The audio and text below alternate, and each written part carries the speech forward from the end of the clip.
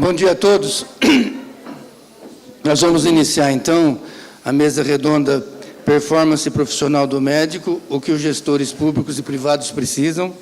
Eu estou coordenando a mesa junto com o Dr. Nassimi.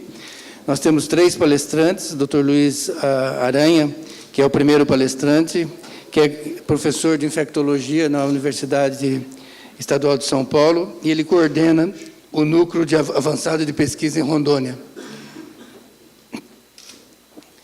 E ele é o primeiro palestrante. Em seguida, o Dr. Davi Uip, que é ex-secretário estadual de saúde e que é um amigo pessoal aqui da instituição, meu amigo pessoal.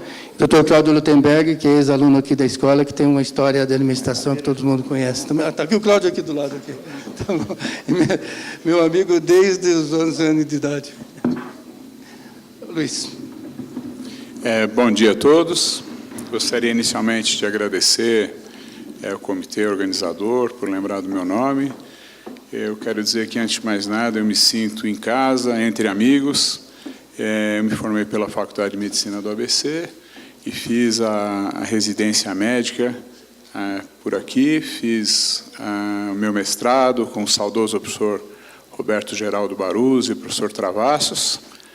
E desde a graduação, meu pai sendo professor da casa e meu irmão estudando aqui também, eu tive o prazer de frequentar as atividades no Parque Indígena do Xingu.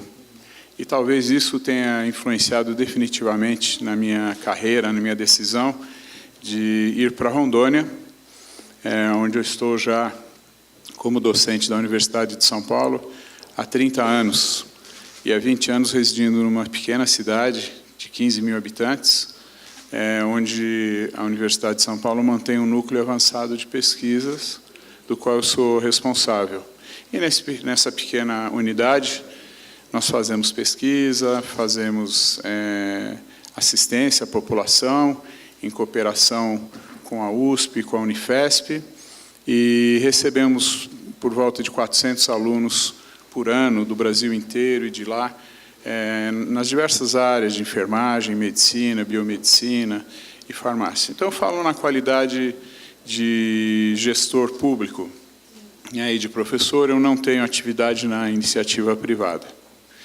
Bom, o que foi sugerido na apresentação, e isso foi me apresentado de chofre por um dos membros da comissão organizadora, o que o gestor, ou público ou privado, precisa, né, para fazer saúde. Bom, ele precisa de muita coisa, ele precisa de dinheiro, ele precisa de respeito, ele precisa de um salário digno, de condições de trabalho, de gestores íntegros e de gestores que sejam tenham intimidade com saúde, né? Bom, isso é fácil de dizer e acho que isso todo mundo sabe. E eu tomei a liberdade de inverter um pouquinho e dizer como é que esse profissional, então, o gestor, no meu caso, ele precisa ser e como é que ele é na conjuntura atual do Brasil.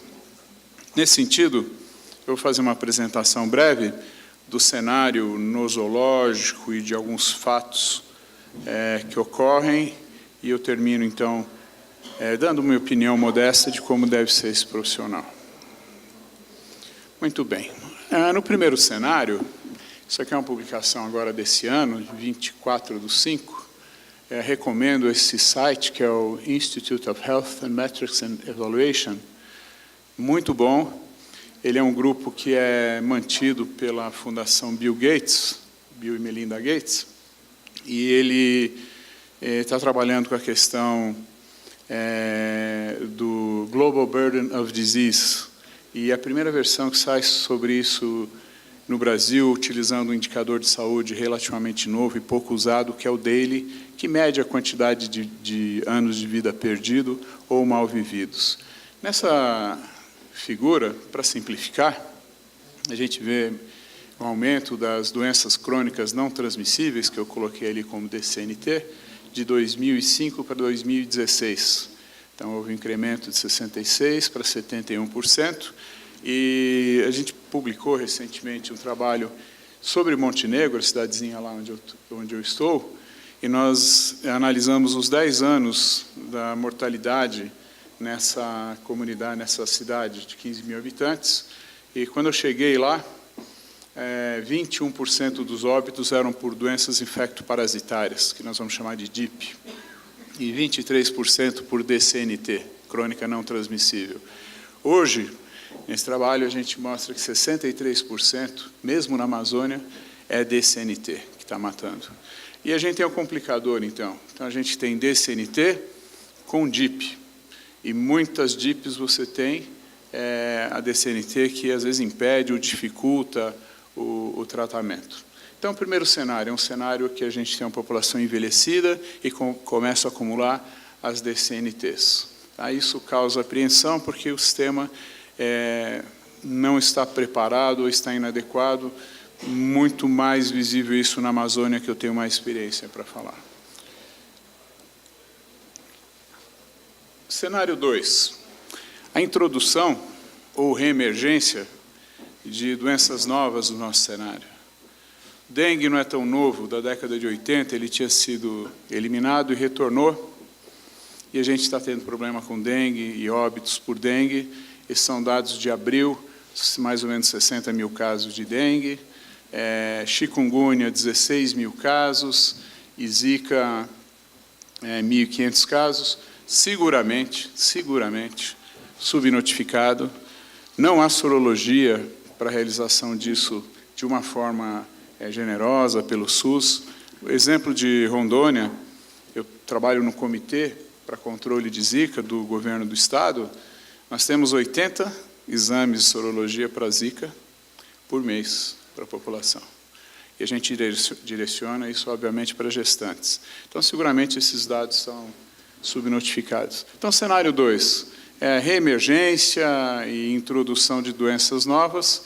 Até 2014, antes da vinda dos capacetes azuis, do Haiti e da Copa do Mundo, ninguém nunca ouviu falar, nos seus infectologistas de plantão, de chikungunya e Zika. Zika, por exemplo, existe, identificado em 1947 em Uganda, quer dizer, não é novo.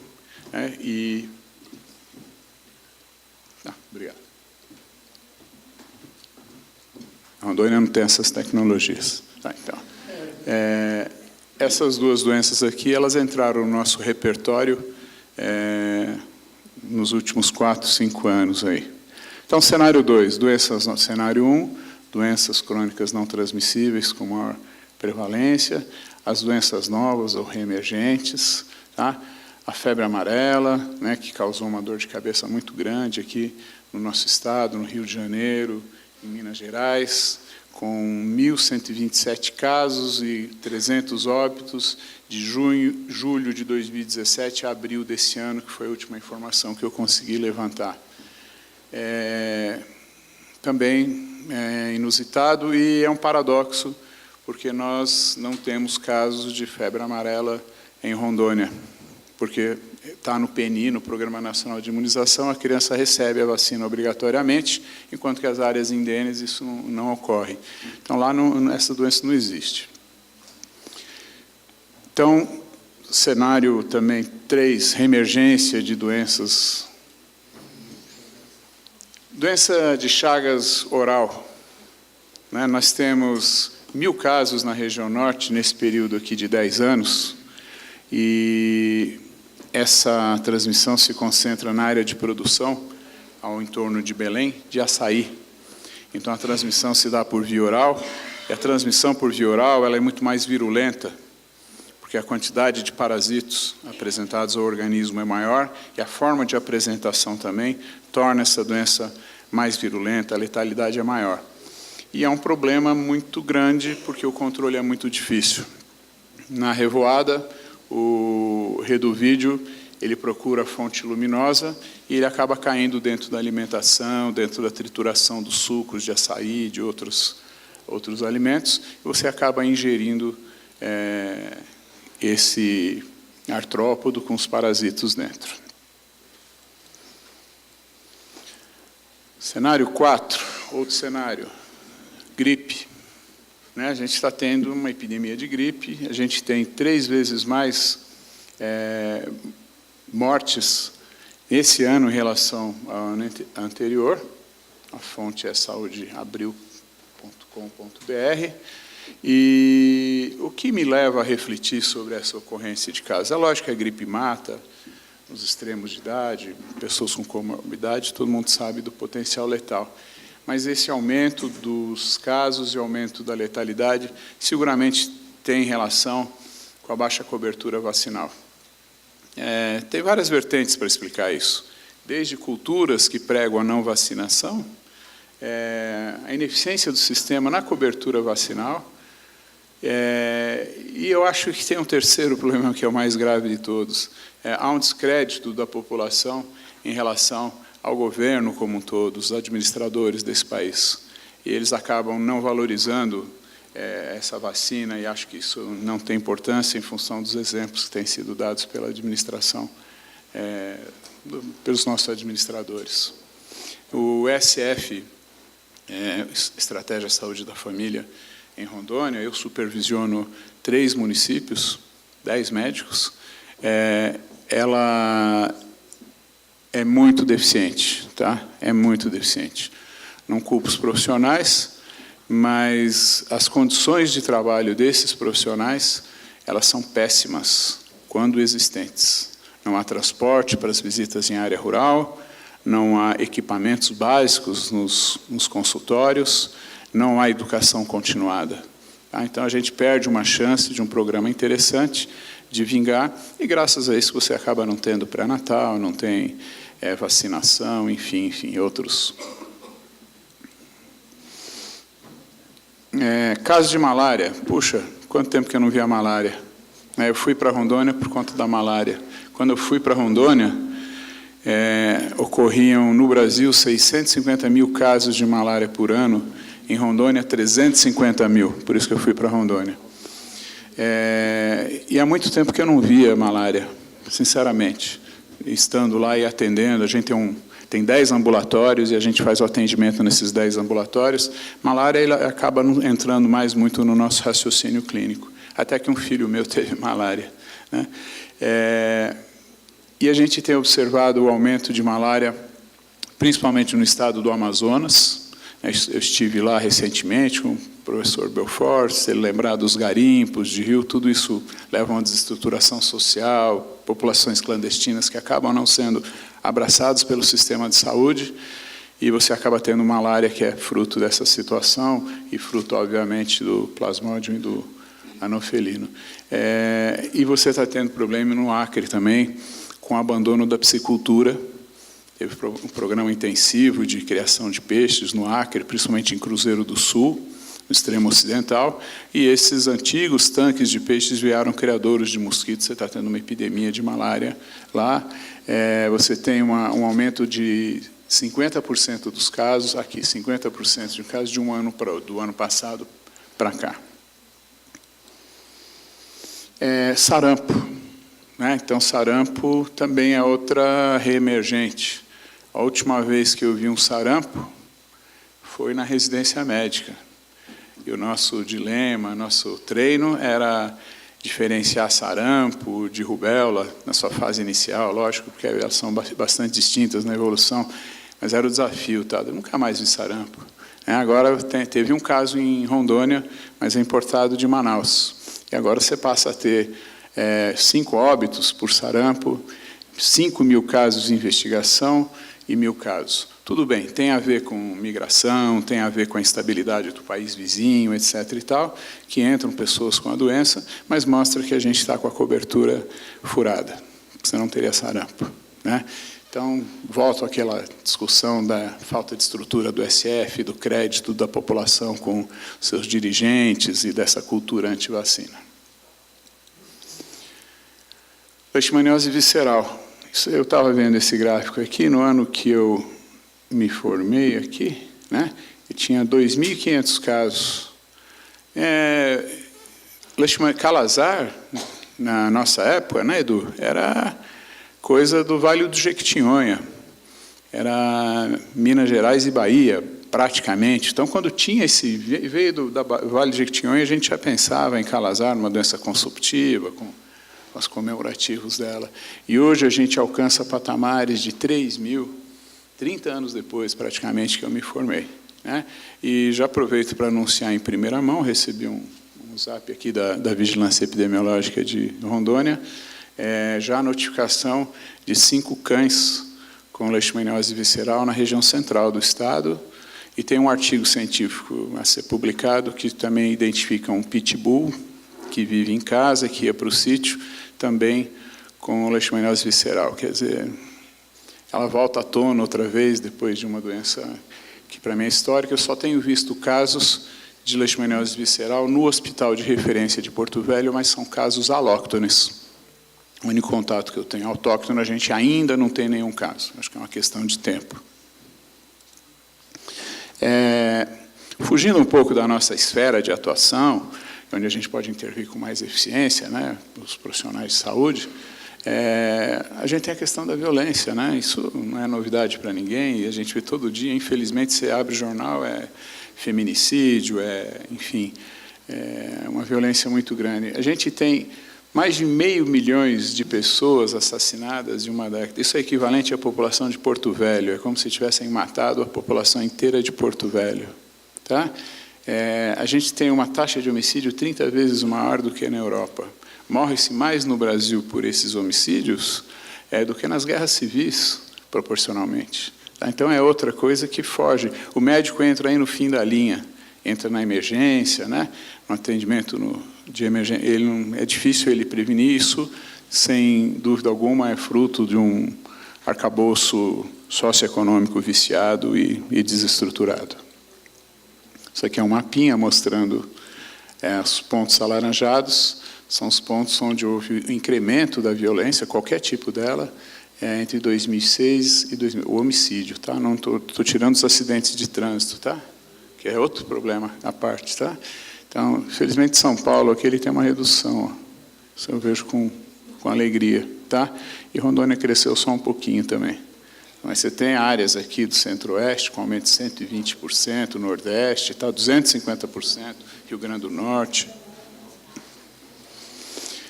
Mortalidade. Mortalidade sempre foi a nossa joia rara, né? A gente prestigiar a queda de mortalidade infantil. De fato, ela caiu de 80 para cá, ela caiu 1980 para cá, ela caiu 88%. Tá? Isso não se deve a saneamento, o saneamento continua o mesmo ou pior. Não se deve à melhora das condições de educação da mãe, que também se progrediu muito pouco nessa esfera.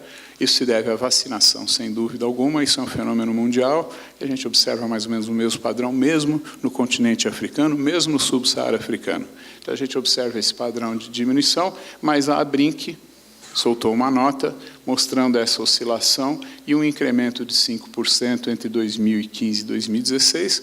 Pode ser uma variação só estatística, mas, enfim, estacionou, e isso também remete a gente à questão da imunização, tá? Que seria o que está influenciando mais essa queda da situação. Paralelamente a tudo isso, a gente observa na mídia fatos tristes como esse, por exemplo, 145 UPAs construídas e não sendo utilizadas pelo governo.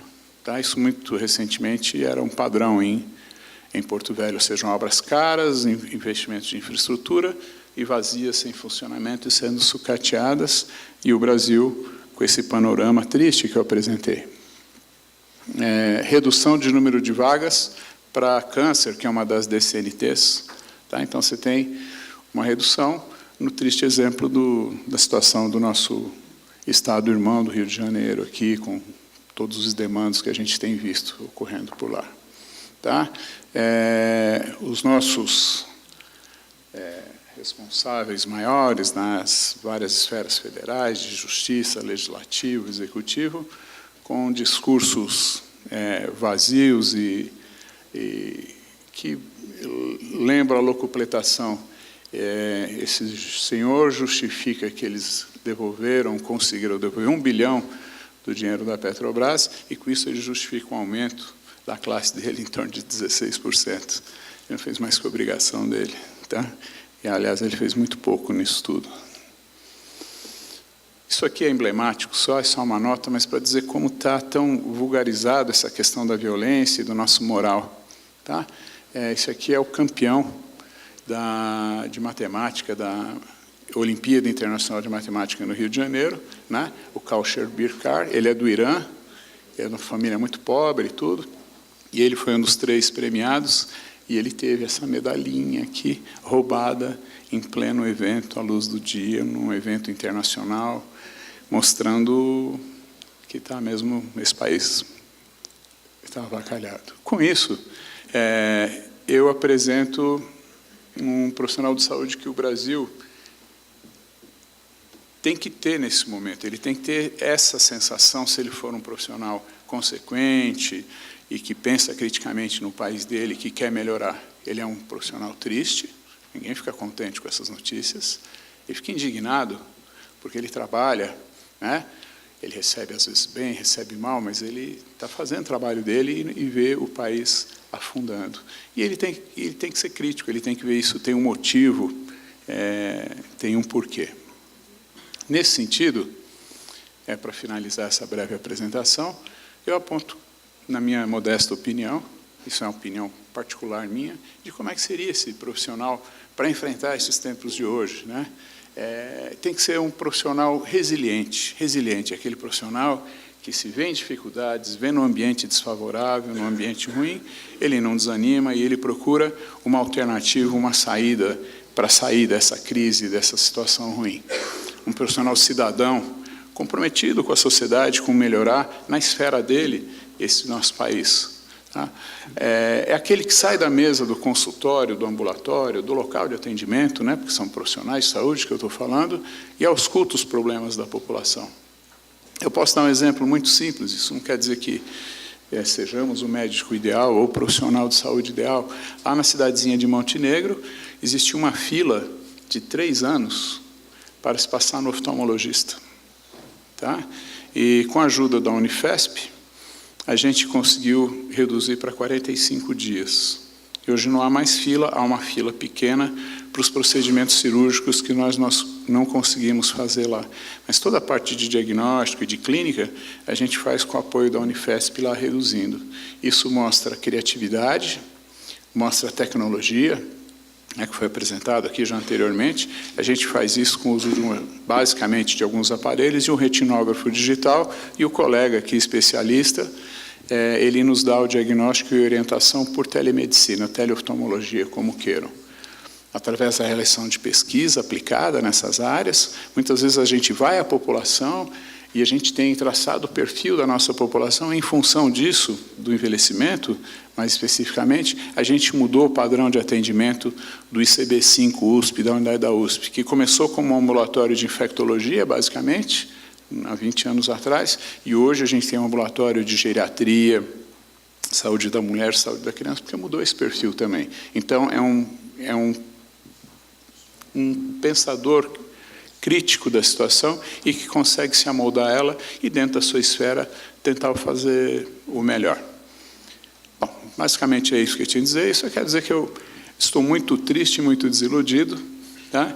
E eu tento fazer a minha parte, e se todos nós fazermos a nossa como cidadãos, com certeza, em algumas gerações, esse país consegue ressuscitar. Tá? Muito obrigado. Sim. Bom dia. Eu queria primeiro agradecer o convite por estar aqui, uma manhã de muito aprendizado, de dualidades, de realidade, é impressionante o que nós vimos hoje pela manhã.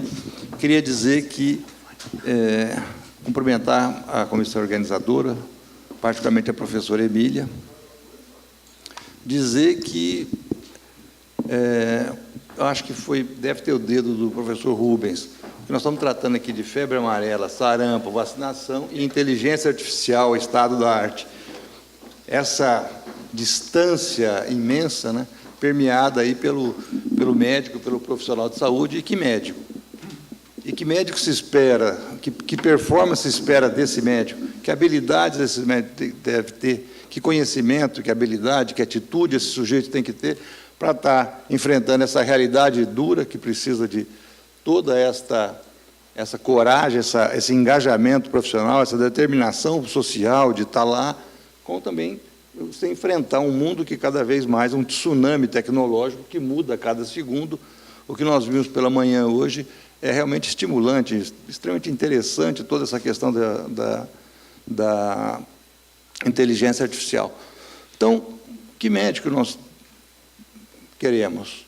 Como gestor, qual é esse médico? Um médico que tenha habilidade técnica, é evidente, isso é pressuposto para ser qualificado como médico. E, a par disso, nós estamos abrindo escola em qualquer fundo de quintal, sem nenhuma organização, sem nenhum suporte técnico, sem hospital. É um médico que foi treinado a vida toda para tomar decisão sozinho e que agora tem que conviver em equipe. Tem uma equipe multiprofissional. Esse médico sai da escola médica sem nenhuma noção de gestão, por exemplo.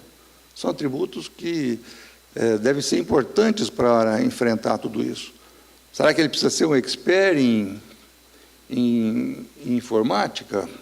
Ou ele deve saber aproveitar toda essa evolução tecnológica para se lastrear tecnicamente e aí sim desenvolver outras aptidões, empatia, humanismo, cidadania, engajamento social, etc. Então, é nesse sentido que eu acho que essa mesa ela é muito rica, que traz aqui pessoas com diversas experiências, as maiores lideranças médicas e da saúde no país, indivíduos que já ocuparam postos importantes na República e que têm uma influência importante dentro da sociedade brasileira, hoje tão sofrida, derretendo aí do ponto de vista econômico, social, ético, moral, mas que tem aqui um lastro, tem aqui pessoas que seguramente serão suporte para que a gente retome o desenvolvimento social, que a gente retome a normalidade do país, e particularmente na saúde.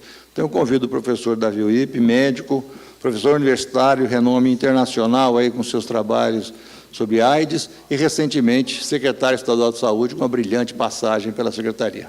Obrigado, professor. Agora ele vai coordenar sobre a sua palestra, você já fez. Muito bom dia, prazer imenso estar aqui. Eu estava vendo a mesa, aí eu vi os meus amigos, o Rubinho, o Edu Bala, a professora Emília, e eu trocaria, ou continuaria essa conversa no almoço, no jantar, de tão amigos que nós somos e há tanto tempo. Então, realmente, é um prazer e uma honra estar aqui.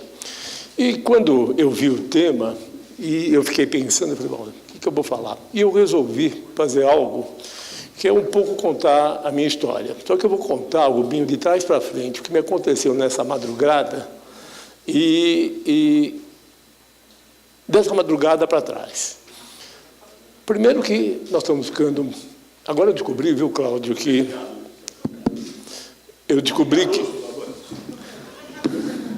É que apareceu luz, pode ser abrir a porta da geladeira, eu acho que é fotógrafo, já... Quando você vai ter uma doença, o Cláudio cuida do olho do outro. Mas você vai... A idade vem vindo, e eu descobri agora que mudou a definição. O idoso é acima de 80 anos, nós somos maduros, né?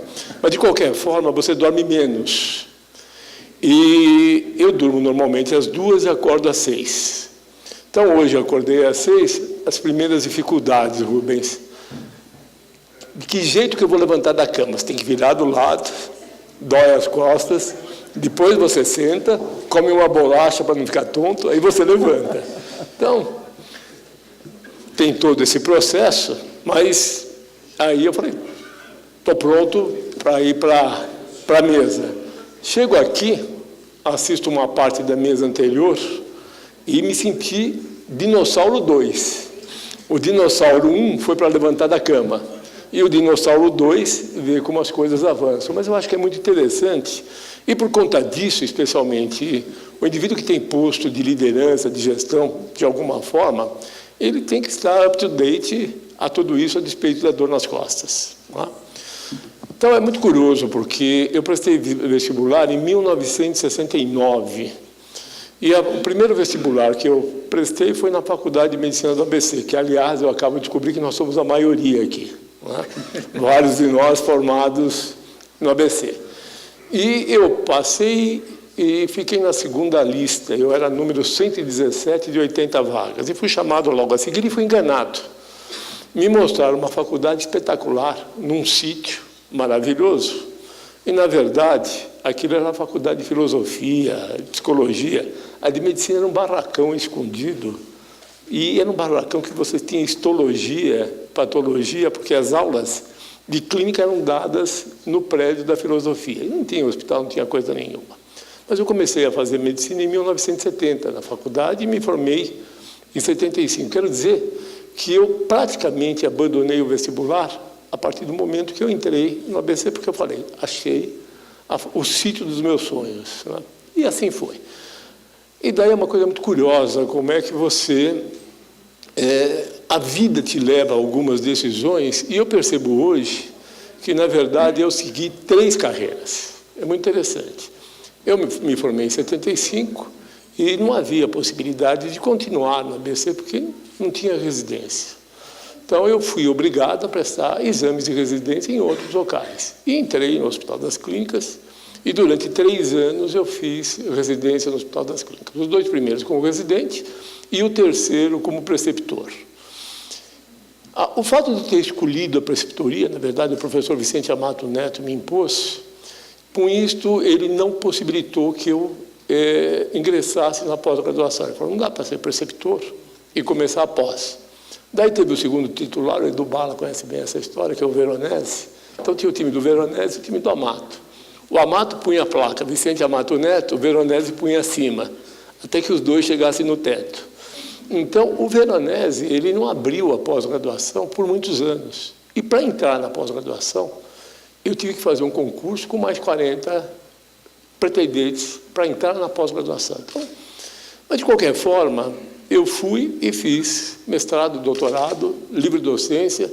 Em 2001, eu concorri para titular no ABC em medicina de urgência, porque o titular de mim não permitiu que eu voltasse na MI. Mas em 2011 eu fiz o concurso de titular em medicina de urgência. Em 2011 eu fui para a minha área, para a infectologia. Sou titular de infectologia desde 2011. E agora, em 2018, eu me tornei diretor da faculdade do ABC. E, na sequência, eu vou ser reitor, porque a faculdade está se transformando no centro universitário. Então, aí está uma cadeira acadêmica, uma cadeira acadêmica que eu entendo completa, em cima de publicações, extensão. E, no meio disso, eu fiz 2 coisas que eu acho que muito motivadoras. A primeira, como aluno, eu fui subcoordenador do projeto Rondon, e, naquele momento, a faculdade do ABC atuava no Vale do Jequitinhonha. Eu já era meio encrenqueiro e politizado, e fiz tanto que a disciplina do Vale do Jequitinhonha entrou como programa obrigatório da graduação do ABC. Então, todo aluno de 5º ano era obrigado a passar um mês no Vale do Jequitinhonha. Quase me mataram, mas eu acho que é uma experiência inesquecível. Quando eu fui para a USP tinha um campus avançado em Marabá. Então, nós também trabalhamos por muito tempo em Marabá. Mas aí tem uma carreira de um livre docente, como todos vocês, uma carreira acadêmica. E quando eu me formei, e o Cláudio provavelmente teve as dificuldades, e todos nós, tinha um problema. Você tinha que ganhar dinheiro. E como se ganhava dinheiro? Ganhar dinheiro do jeito certo. Então, a despeito da vida acadêmica, eu comecei a dar plantão num hospital de psiquiatria. Eu dava plantão de clínica no hospital de psiquiatria. E das irmãs, daqui a pouquinho, era bem longe. Eu sei que um dia eu virei noivo, e a minha noiva, que hoje é minha mulher, depois de 40 anos de casado, ela falou, não estou gostando dessa tua história aí de dar plantão de clínica para mim, tem algum truque? Eu falei, vai comigo. Infelizmente, naquela noite, o quarto do plantonista era do lado do velório. Morreram 2 pacientes. Então,